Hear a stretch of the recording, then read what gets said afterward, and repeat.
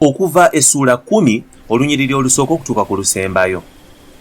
Mukama n'agamba Musa nti, yingira eri Falaawo, kubanga nkakanyazizza omutima gwe n'omutima gw'abaddu be, ndyoke ndage obubonero bwange buno wakati waabwe, olyoke otegeeza abaana n'abazzukulu bo obubonero bwange bwe nkoze mu Misiri, mulyoke mumanye nga nze Mukama. Ne bayingira eri Falaawo ne bamugamba nti, bw'ati bw'ayogera Mukama Katonda ow'Ebbulaniya nti, olituusawo okugaana okwetoowaza mu maaso gange. Leka abantu bange bampeereze, naye bw'onoogaana okuleka abantu bange okugenda, laba enkya nnaaleeta enzige mu nsi eyo, ziribikka ensi ereme okulabika, zirirya byonna omuzira bye gwataliza n'emiti gyonna egy'omu nnimiro. Era enzige zirijjula ennyumba zo n'ez'abaddu bo n'ez'Abamisiri zonna. Ziriba nnyingi nnyo, era nga bakitammwe ne bajjajjammwe tebazirabanga ku kasukudde ensi ebaawo. Musa n'akyuka n'ava eri Falaawo. Abaddu ba Falaawo ne bamugamba nti, omusajja ono alituusaawo okututawaanya. Leka abantu bagende baweereze Mukama Katonda waabwe.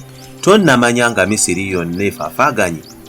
Musa ne Alooni ne bakomezebwawo eri Falaawo n'abagamba nti, kale mugende muweereze Mukama Katonda wammwe. Naye baani abanaagenda nammwe? Musa n'addamu nti, tunaagenda n'abaana baffe abato ne bakadde baffe n'abaana baffe ab'obulenzi n'ab'obuwala n'endiga n'ente zaffe, kubanga tuteekwa okukolera Mukama embaga. Falaawo n'addamu nti, ndayira Mukama sijja kubaleka kugenda, mmwe n'abaana bammwe abawere. Kirabika mulina olukwe lwe mutegeka. Nedda, mmwe abasajja abakulu mmwe muba mugenda muweereze Mukama, kubanga ekyo kye mwagala. Ne bagobebwa mu maaso ga Falaawo. Mukama n'amugamba nti, golola omukono gwo ku nsi ey'e Misiri, enzige zigwe mu nsi yonna ey'e Misiri, zirye omuddo gwonna ne byonna omuzira bye gwalekawo. Musa n'agolola omukono gwe ku nsi y'e Misiri. Mukama n'aleeta embuyaga ku nsi ezaava ebuvanjuba ku lunaku olwo, ezaakunta emisana n'ekiro. Bwe bwakyenkya embuyaga ezaali ebuvanjuba zaali zireese enzige. Enzige ne zigwa ku nsi yonna ey'e Misiri, zaali nnyingi nnyo ezitalabwangako okuva edda n'edda lyonna wadde oluvannyuma lwazo. Zaabikka ku nsi yonna ey'e Misiri n'ekwata ekizikiza, ne zirya buli muddo gwonna ogw'ensi n'ebibala byonna, emiti omuzira bye gwalekawo. Ne watasigala kikoola kyonna ku muti newankubadde omuddo ogw'omu nnimiro mu nsi yonna ey'e Misiri. Falaawo n'alyoka ayita mangu Musa ne Alooni n'ayogera nti, nyonoonye mu maaso ga Katonda wammwe era nammwe.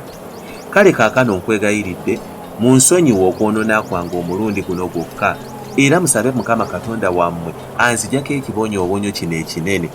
Musa n'ava eri Falaawo n'asaba Mukama. Mukama n'aleeta embuyaga ez'amaanyi ennyo ezaava ebugwanjuba ne zitwala enzige zonna ne zisula mu nnyanja emmyufu. Ne watasigala nzige n'emu mu nsi yonna ey'e Misiri. Naye Mukama n'akakanyaza omutima gwa Falaawo n'atakkiriza abaana ba Isirayiri kugenda. Mukama n'agamba Musa nti, golola omukono gwo eri eggulu, ekizikiza kibeere ku nsi yonna ey'e Misiri, ekizikiza ekikutte zigizigi. Musa n'agolola omukono gwe eri eggulu, ekizikiza ekikutte ne kiba ku nsi yonna ey'e Misiri okumala ennaku 3. Abamisiri nga tebasobola kulabagana, era tewali yasobola okuva mu kifo mwe yali okumala ennaku 3. Naye abaana ba Isirayiri bonna baalina ekitangaala yonna gye baali. Falaawo n'ayita Musa n'amugamba nti, mugende muweereze Mukama, endiga n'ente zammwe zisigale, naye abaana abawere mugende nabo. Musa n'addamu nti, bwe kiba bwe kiti oba olina okutuwa ensolo n'ebiweebwayo ebyokebwa bye tunaawaayo nga ssaddaaka eri Mukama Katonda waffe. Naye tuteekwa okugenda n'amagana gaffe, waleme okusigala ensolo n'emu, kubanga tetuteekwa okulondamu ensolo ezeetaagibwa mu kuweereza Mukama Katonda waffe. Naye tetumanyi ensolo ziryetaagibwa mu kuweereza Mukama okutuusa nga tumaze okutuukayo. Naye Mukama n'akakanyaza omutima gwa Falaawo n'atakkiriza kubaleka kugenda.